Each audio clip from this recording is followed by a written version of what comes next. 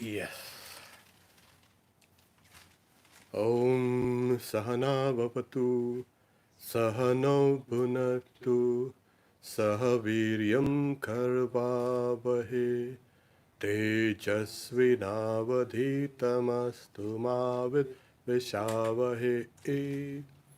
Om Shanti Shanti Shanti. Katha Upanishad 2:1-12. In the previous class, it was mentioned by the Upanishad, it has to be attained to the mind alone. Manasai Vedamaptavyam. This instruction is also repeated in the Brihad Aranyaka Upanishad with a slight change of word. Manasa eva drashtavyam. It has to be seen by the mind alone. It has to be attained to the mind alone. Now we know that the pure mind, as Sri Ramakrishna says, the pure intellect, intelligence, and the pure Atman is one. Later on we will say, like clean water poured into clean water, what happens? The water remains clean. We had also seen that we need to telescope ourselves from the external to the internal. Telescope the senses in the mind in the intelligence, and the intelligence in the Atman. That's the way it has to. You fold yourself up like this inside.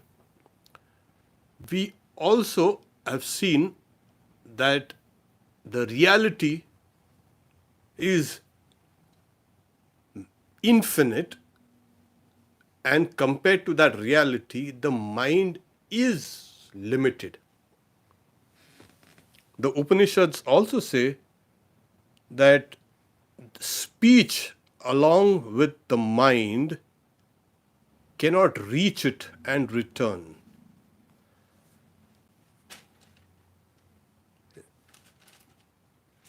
So here the Upanishad is saying it has to be attained to the mind alone.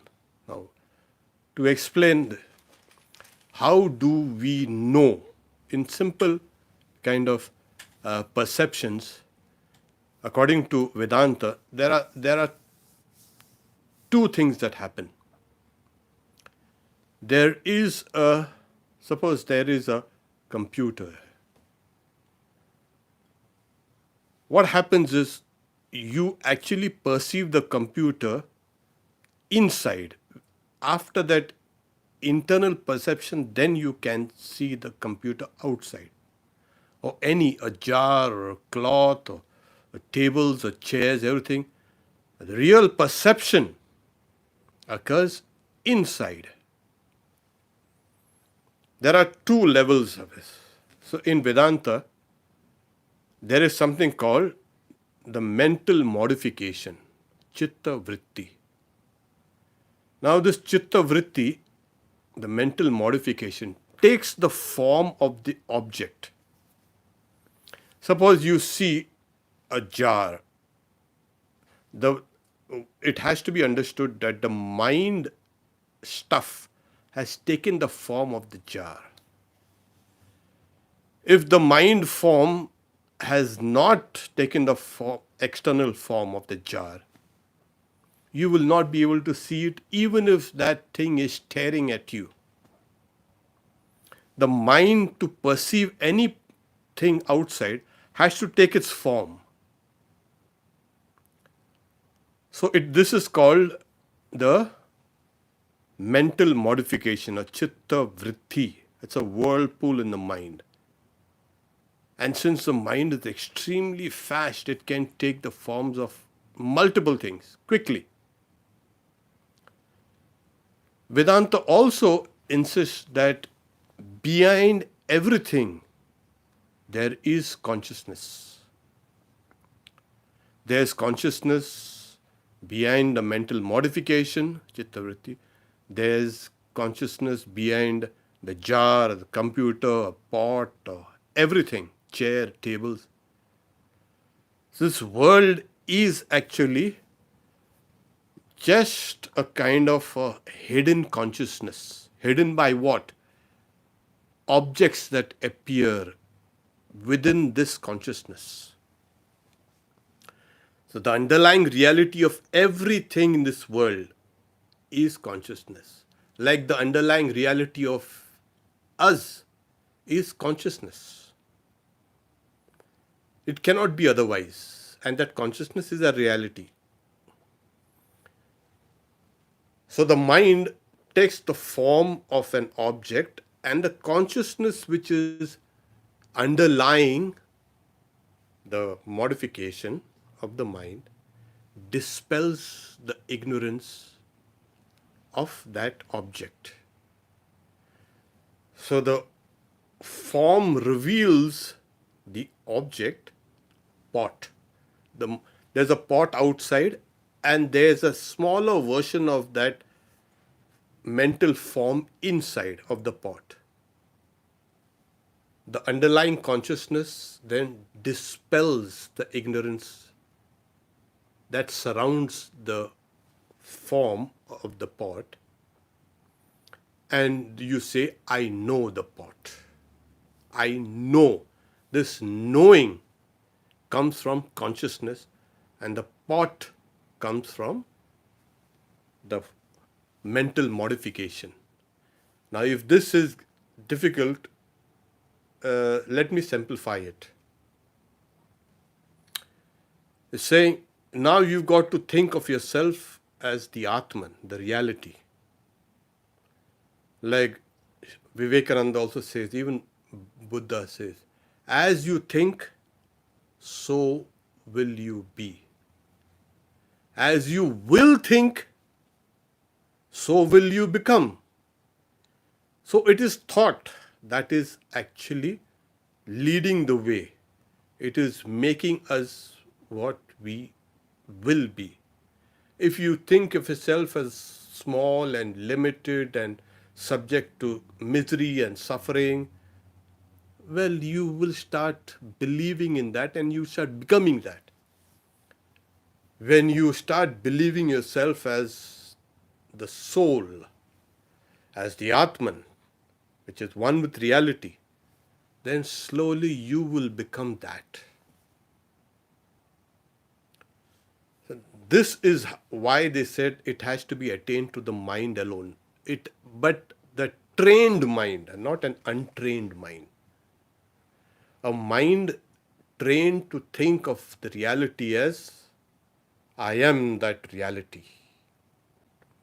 And this very mental modification, which is right now, the mental modification, will destroy that ignorance which is covering your own mind. So it is actually the thought, I am that reality, constantly done, will dispel the ignorance about the reality, and we will realize it. This is why they say it has to be attained through the mind alone. This is the best instrument you have, and it has to be fine-tuned. It's not fine-tuned right now. Why? There are obstructions. There are many obstructions. Torpidity or laziness when you sit down to meditate. Then there's restlessness. That's laya and vikshepa. And then we have something called very deep-seated impressions that have become attachments. Attachments come. And then even after you have dispensed with this, even after you have removed of all these obstructions, there is the bliss of samadhi, rasaswad. It's called so laya, vikshepa, kashaya, rasaswad. So this is torpidity or laziness or drowsiness when you meditate. One is the restlessness, the vikshepa. One is the kashaya, the attachments, the deep attachments that we have. And then the bliss of meditation, the bliss of samadhi. These are obstructions. So once we can train our mind to dispense with this, then we can really plunge into this thought that we are that reality, we are that Atman in its purest form. Now, what are the dimensions of this individual self? This has been mentioned in the 12th verse.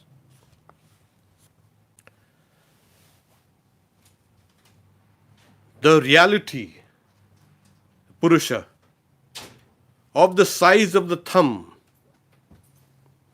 resides in the body, knowing that as the ruler of the past and the future, one does not want, by virtue of that knowledge, to save the self. This indeed is that. Now, it's a tremendous kind of statement here made. The first line of the verse, the second line of the verse has been repeated, which was in the 5th verse, Ishanam bhuta bhavyasya tato na vijagupsate. We have explained that, we will touch on it here. But what is important here is the first line. That Purusha is like the size of a thumb, resides in the body. The reality is here, in the body. We don't need to go anywhere outside to intuit this reality or to know the reality. It is here now within. And also the dimensions are given. Now you'll say, wow, this is the dimensions of the Atman. What is the dimension? This is also given in order for us to meditate on it. So this is the thumb. That's the size of my thumb. Okay. The Atman is this size, and our respective thumbs. Yeah. Otherwise, you might think it's just the size of my thumb. No, it's the respective thumbs. Where exactly in the body? Now, here the commentators come and try to explain.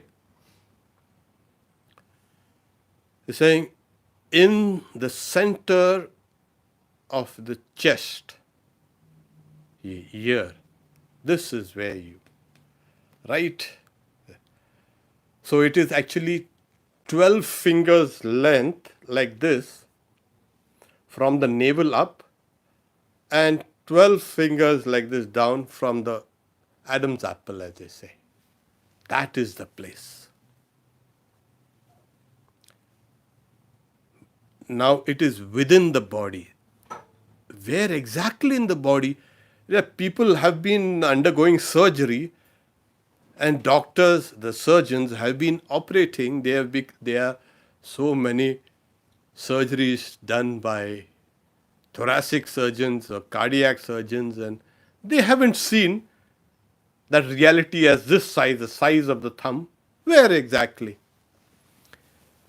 I remember long time ago, a friend of mine, he was studying medicine and he was doing his internship.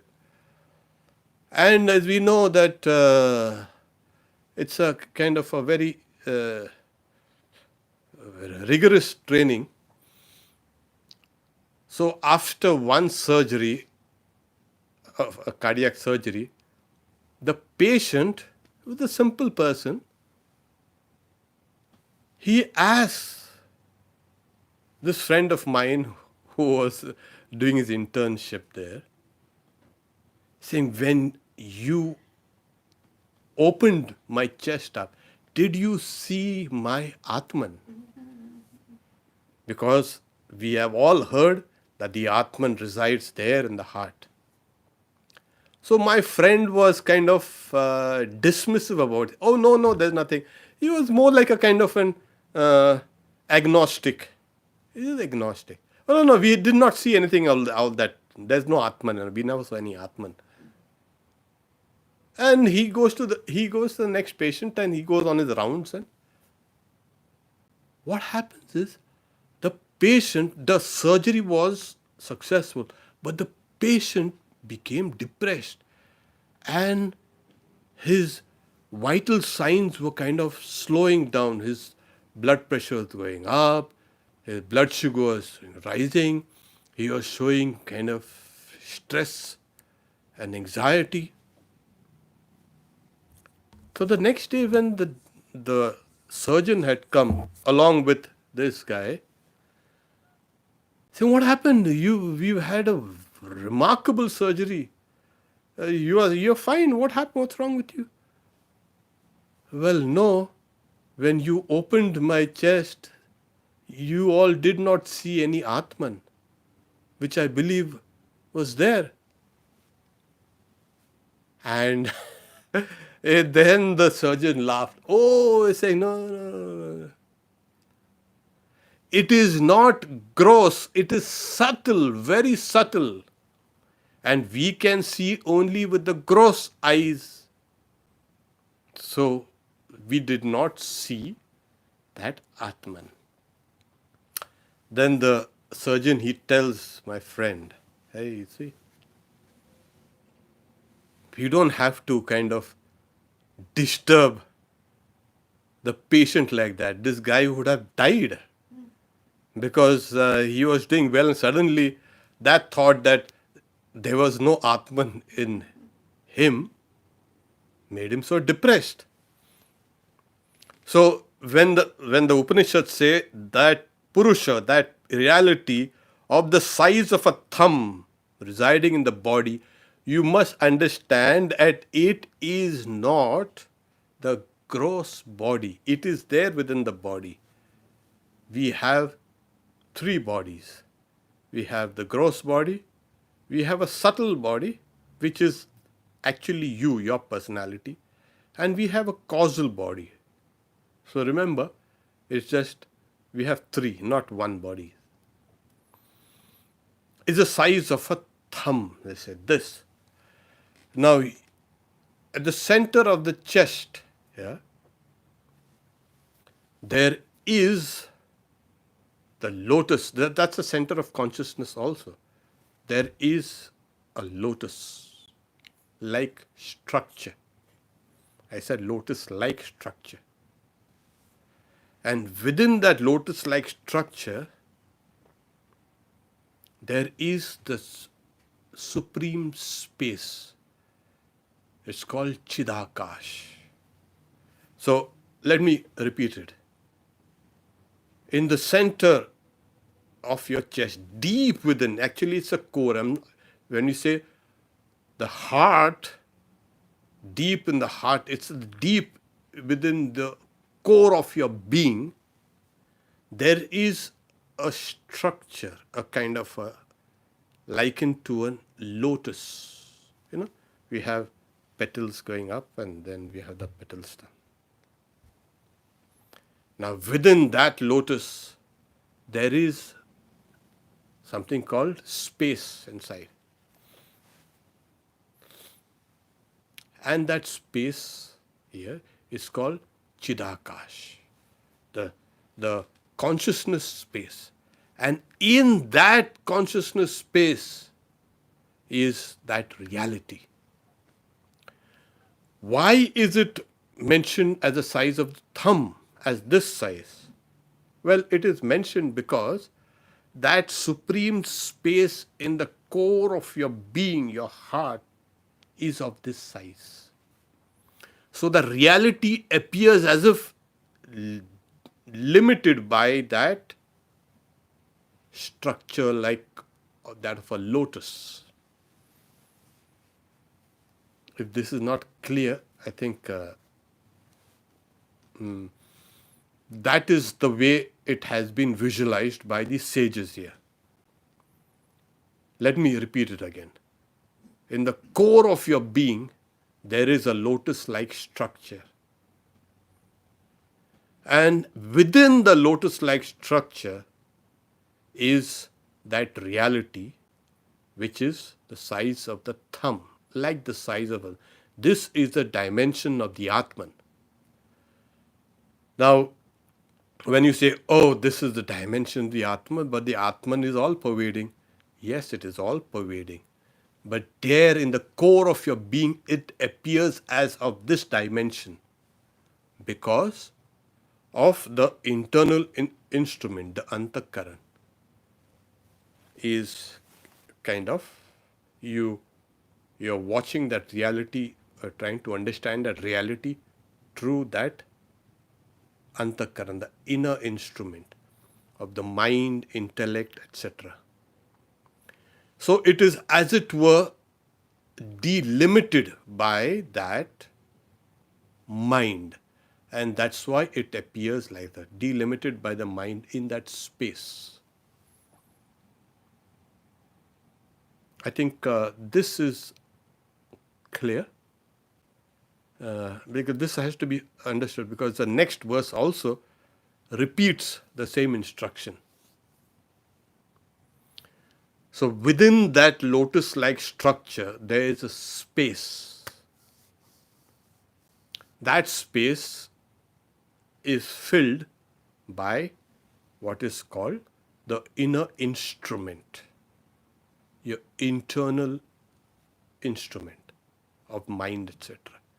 And within that space, the reality appears like that. Does the reality appear only there? No, the reflection of that reality appears everywhere.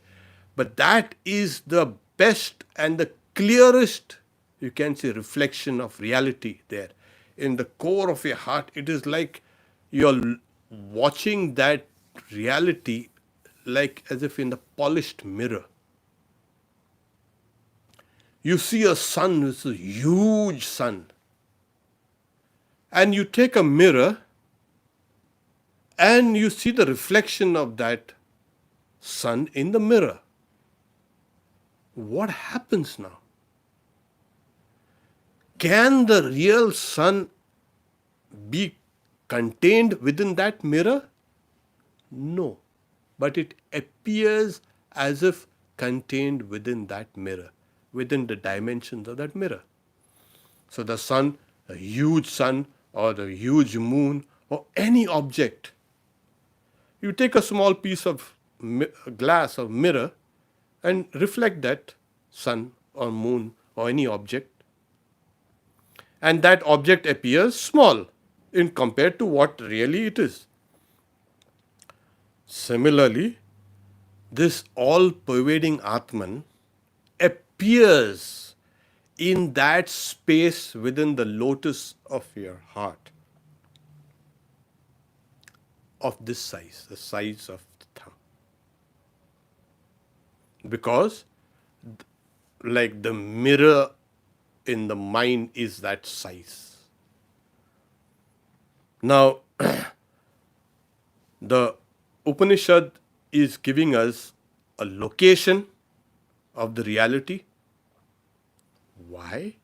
For us, in order to realize it through meditation. And meditation, as we know, is going inwards. It's an inward journey.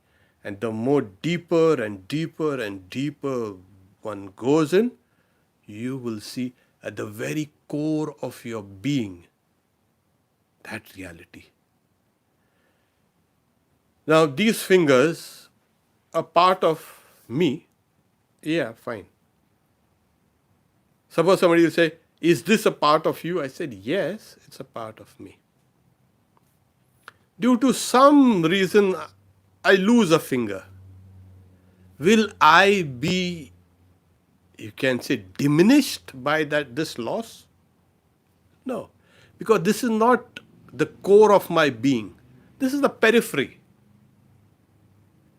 So you may lose even some parts of your, you can say, physical existence. But the core of your personality, the core of your being is never lost. That's the reason why they say you don't have to meditate on the finger. That's external, that's a periphery.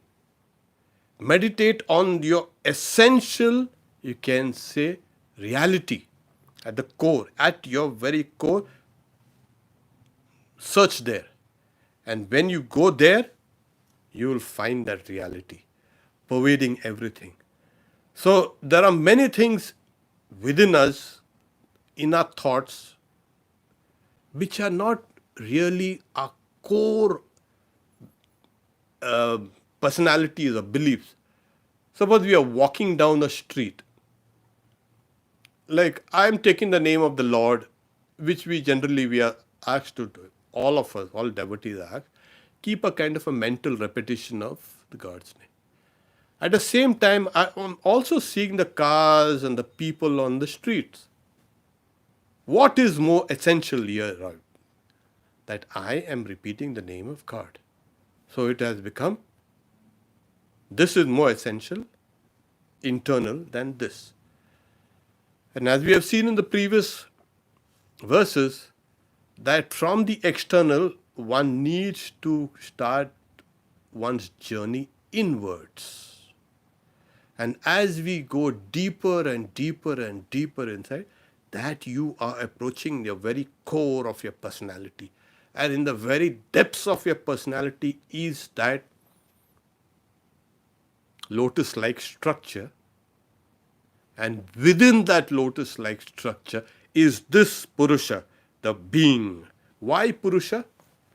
It is called, as a commentator says, Purnam iti anena iti. So that which fills everything is called the Purusha. It fills everything. Every aspect of our being is full. So it is in this location that we can intuit, realize that Purusha. Well, if Purusha is everywhere, if you can realize it everywhere, yes, that comes on the second stage. When, after realizing in the depths of your heart, the core of your being, one will realize it later everywhere. That's the second stage of realization. You will realize that all is that reality, all is that Purusha, all is that Brahman.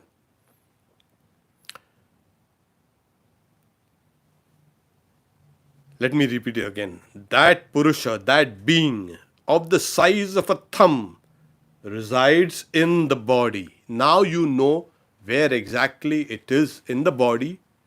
You know what's the size. And the next verse, of course, will tell you its color for you to meditate on it.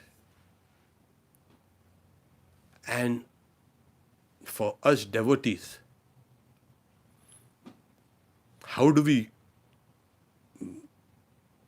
conceptualize or visualize that reality of the size of the thumb? As Sri Ramakrishna,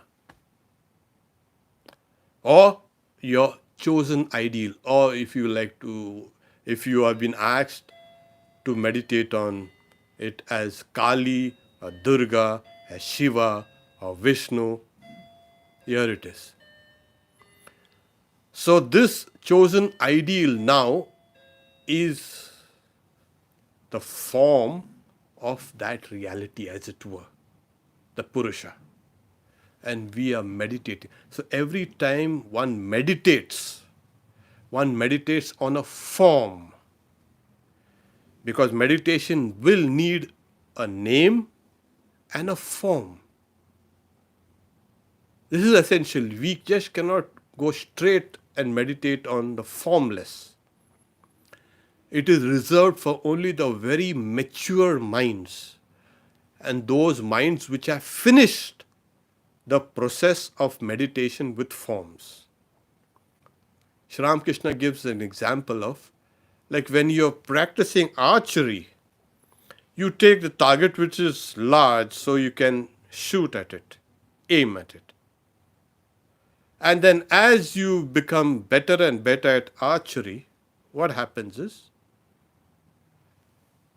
the target can be slowly reduced in size till it becomes just a bullseye and you can shoot at it. And Sri Ramakrishna says later on you can even shoot at a bird flying in the sky. You become such an expert.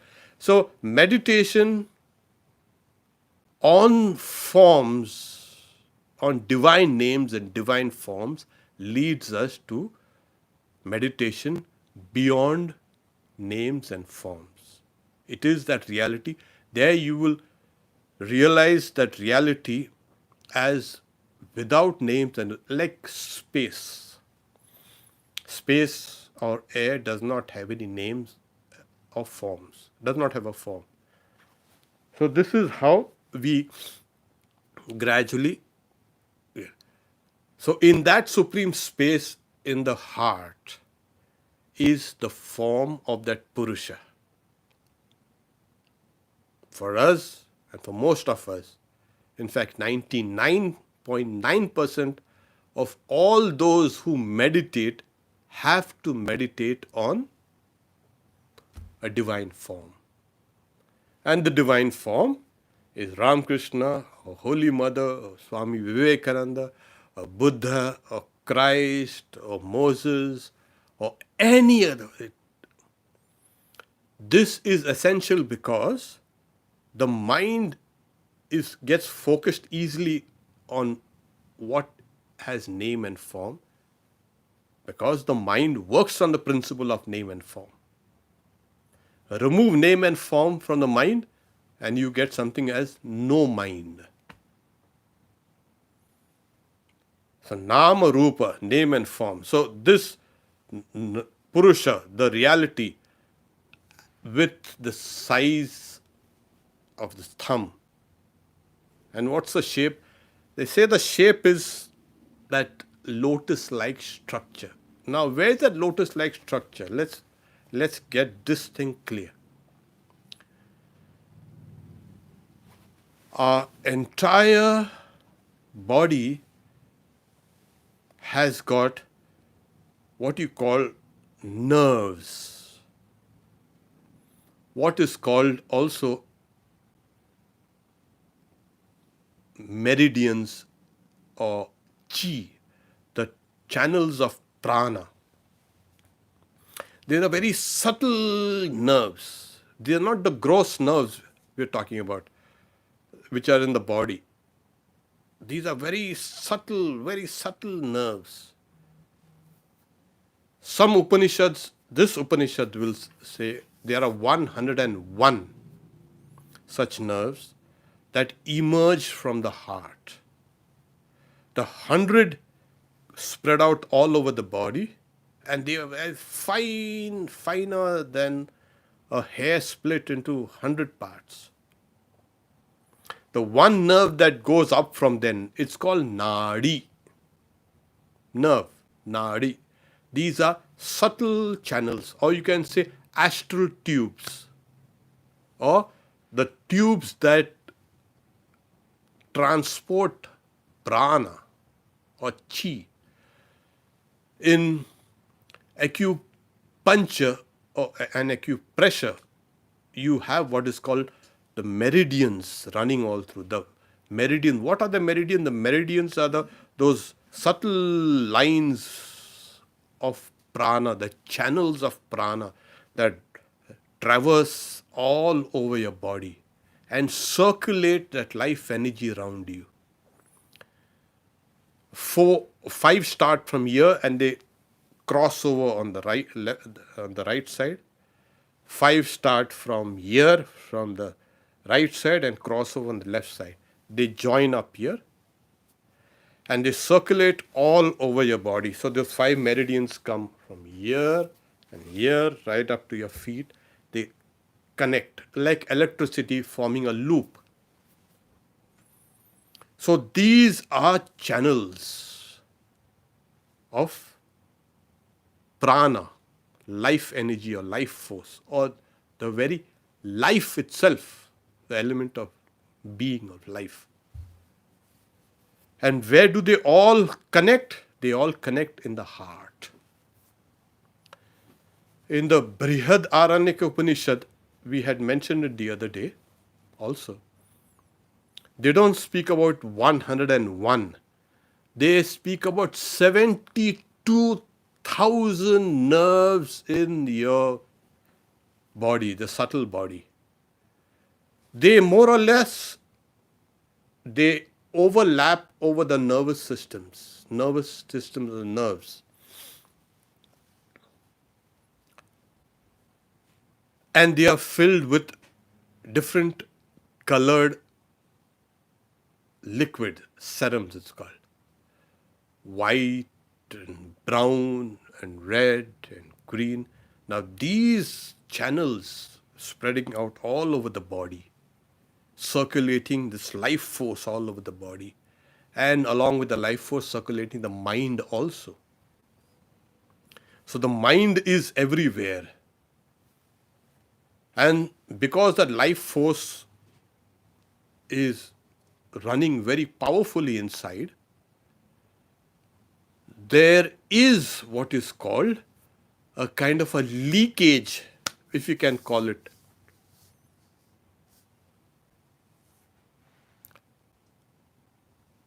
Yeah, the leakage will be better. Some prana material oozes out of these channels, prana channels. And what you get is a kind of a halo around you, or you have something called your astral body. So you have a kind of a halo around you. Yeah. This is because Is this the Ida and Pingala? no, this is not. This is not. Though Ida and Pingala are, Ida and Pingala are part of that, but then we are talking about the whole channel coming.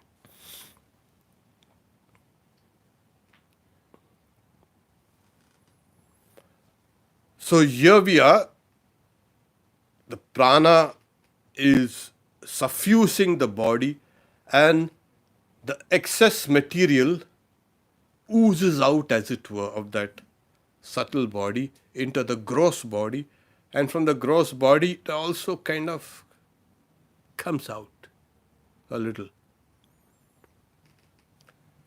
And this is that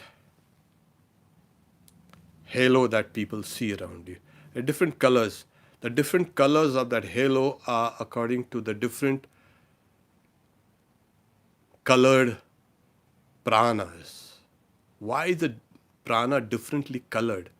It's colored differently because of past impressions. Past impressions give a kind of a color. What is past impression? Past experiences. Where do they exist? They exist in the mind. And as the mind also runs through these prana channels. So the prana channels are called nadi. It comes from the word nad. Nad means sound. And that principal sound is the sound of reality. Om. So your entire being is, as it were, humming inside.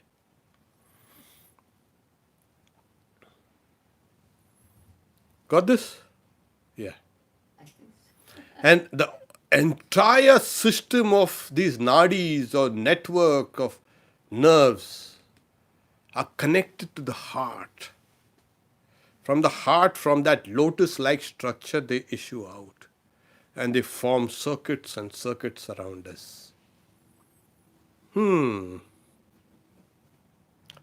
So as we meditate, we are, as it were, pulling our minds back through these channels deeper and deeper and deeper and deeper, and we enter into that lotus-like structure through these channels. And as we enter inside, we see there that reality as the size of a thumb. This is the dimension of the Atman there within oneself. Now it's important to also remember, like the sun, the huge mass of sun can be reflected in a small mirror. So similarly, that all-pervading reality is reflected, as it were, in that supreme space within that lotus-like structure of the heart. Okay, I think. Never heard it before. Yeah, you've never heard this before, and Very interesting. very interesting. And that's the reason why the dimension is given, the dimension of the Atman is given as this. But don't go away with this feeling, oh, the Atman is the size of this thumb. No, it isn't.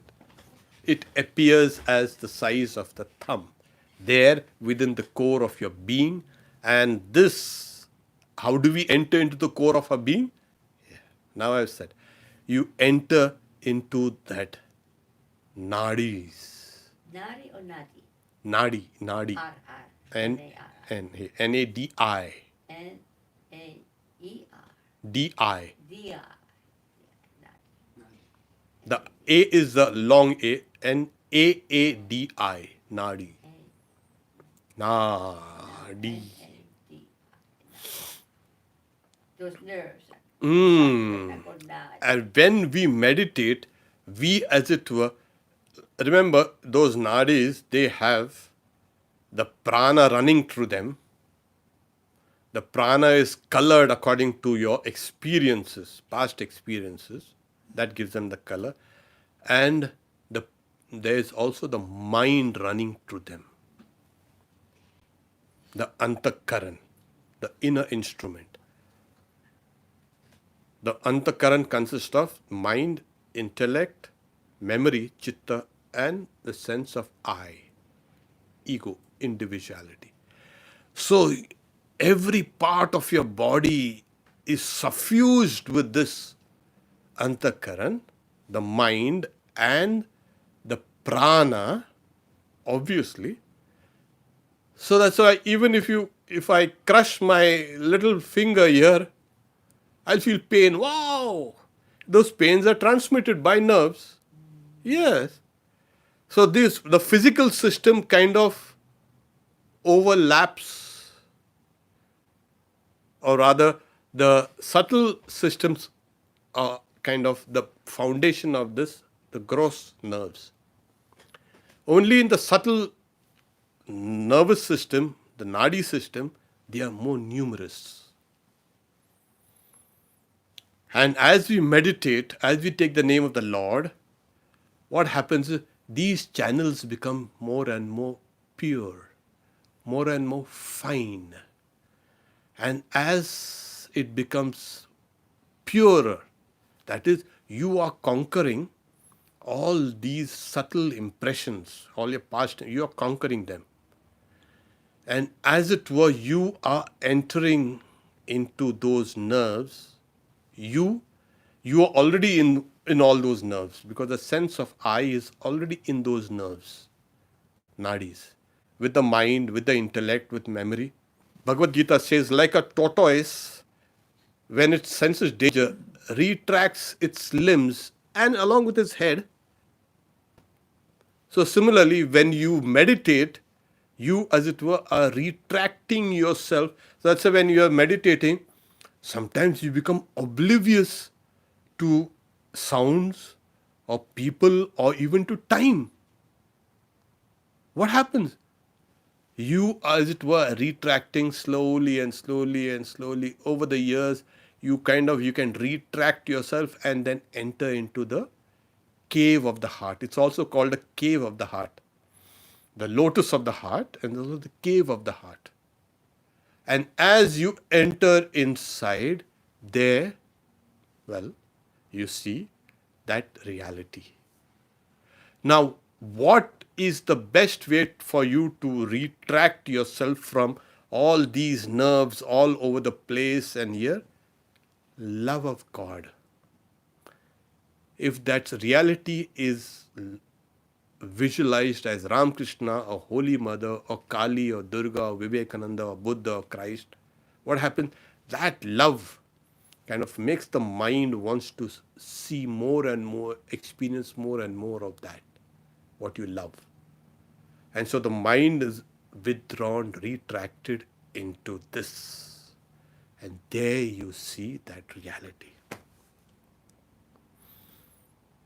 I hope this is clear. You see the reality as a form, the form of your Ishta. Yes. You see the form of your Ishta. The form of the Ishta is in that supreme space within that lotus-like structure or the cave of the heart. Now why would you say cave? Because it is in the deepest recesses of your being. That's why it's called cave. Yeah. You retract yourself, everything kind of, you pull yourself back over through these nerves and you plunge inside. There you will find that Purusha. Okay. We stop here for now. I think it has been a little too heavy. Okay, but then until unless you don't know the dynamics, it's very difficult for us to meditate, to understand what is meditation, to understand what the Upanishads are talking about, what is the mind, where exactly it is. It is not just located in your head. Now we know that there are these, you can say, neurons discovered also in the gut. There are neurons also that are, especially in the rat, in the heart muscles. There are neurons discovered. There are also the vagus nerves that come out straight from the brain down here. So the brain extends itself all over the body through these nerves. In the Upanishads, that is kind of the very core of your being is here in the heart. Go down there, deeper and deeper and deeper and deeper and deeper, there you'll find that reality inside. Now, can you go through the repetition of the mantra? Oh, yes. Repetition of the mantra and visualization of the deity along with the repetition. Yes. Takes you to. It is actually, that is our home, our real home. That being of the size of a thumb resides in the body. That is actually our real nature, our home, our abode. We have, as it were, come out. We have spilled outdoors and are running all round the body. So we need to take a reverse journey back home, back to our abode. As Sri Ramakrishna used to like that song, "Oh my mind, let us go back to your abode. Why do you want to travel about in this foreign land?" This is the idea. Then the next line, we haven't even we've been concentrating on the first line. Question? Yeah. Knowing him as the ruler of the past and future, one does not want, by the virtue of that knowledge, to save the self. This indeed. We will take this second line. This is an important concept, which has already been slightly touched upon in the 5th verse of this section. But we will take this up in the next class, next Wednesday morning. Yeah, morning Pacific time. Yeah, you have some questions there. There is a question here. So, is this how Swami Turiyananda could withdraw the consciousness from that part of the body that was undergoing an operation and be immune to pain? Yeah, immune to pain. That's how we. Not only Turiyananda, Swami Trigunatitananda also. He had a fistula operation, it's very bad. But he told the doctor, no anesthesia. He could withdraw his mind from there. Also, Sri Ramakrishna, when Swami Advaitananda, Gopal, Buddha Gopal, was cleaning that sore inside, so Sri Ramakrishna made a kind of expressed that it was hurting him. So Advaitananda said, no, I'm hurting you, I'm not going to clean this for you. So Sri Ramakrishna, no, you don't worry, come. Now clean it. And Sri Ramakrishna withdrew his mind from there, and then Advaitananda cleaned that sore without any kind of causing any pain. So that's how we can withdraw the mind. Most of us are so externalized that we do not know how to withdraw those mind through those channels. We have let it loose out, and we have forgotten how to return home. We've lost our way in the maze of these 72,000 channels, which are as fine as a hair split into 1,000 parts. So, because that mind and the prana is running through all these nerves, you have what is called an aura. Remember, this is that aura we are talking about. Okay? That halo around you is an aura. And people who are jealous will be seen to have a green aura. People who are spiritual will have a kind of a purple aura. People who are red and angry, say red. People who are murderous will have something called a blackish aura. There are people who are calm, they'll have a blue aura. These can be seen. And By whom can they be seen? by, You can see them. well, there are some animals can sense that aura. Dogs can sense that aura. There's also that Kirillian photography, the Russian husband and wife thing, that they could photograph auras. Well, you have these things. And those with those special, you can say, abilities, they can see a person's aura. And they can understand that person through that aura. Amazing. Amazing. Yeah, it is. But it is a fact. Because that's on the very subtle level. That's what it is. So once we understand, because there's a suffusion of this prana along with the mind in these various channels all over, that kind of spills over in the body as well as outside the body and appears in the shape of an aura, a halo. And the saints with a kind of Yes. with a you can say circle of golden kind of crown or circle, a golden halo. Yeah, it's actually like that. So these are not imaginary things. These have been actually experienced. Okay. Just one question, huh? Okay.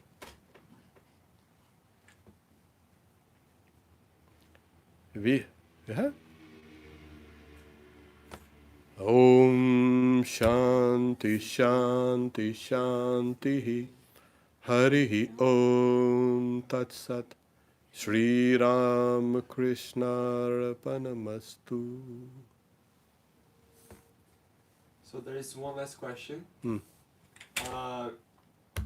Is the gathering in all the dispersed consciousness throughout the body, which when concentrated during meditation, can be of the size of a thumb in the core of our physical and mental being? Not physical. And that which is dispersed, very fine channels that are running all through the subtle body. As you retract those and enter into that lotus-like structure within there, at the core of your being, in that there is a space like the size of a thumb. That is what it is. So it is the abode of the mind. It's the abode of that reality there, and that mind, as it were, runs all through. It has to be brought back inside and pushed there. Like we have a home, and we go for a vacation, and we know we are on a vacation, but we know we have a home that we can go back. Or we go to a friend's house, we go to a party or something like that. We leave our home and we go out. So the mind has left its abode and has gone. But instead of returning, this guy is now lost. The guy goes for a party and leaving his home, his abode, and then he gets intoxicated, he or she gets intoxicated, and then can't return. This is what happens with the mind. We can't return to our abode, a real abode. So, how does the return journey starts? With the love of God, with the name of God, and that leads you back slowly, slowly inside. Wonderful. Thank you. Thank you, Swamiji. Om Shanti Shanti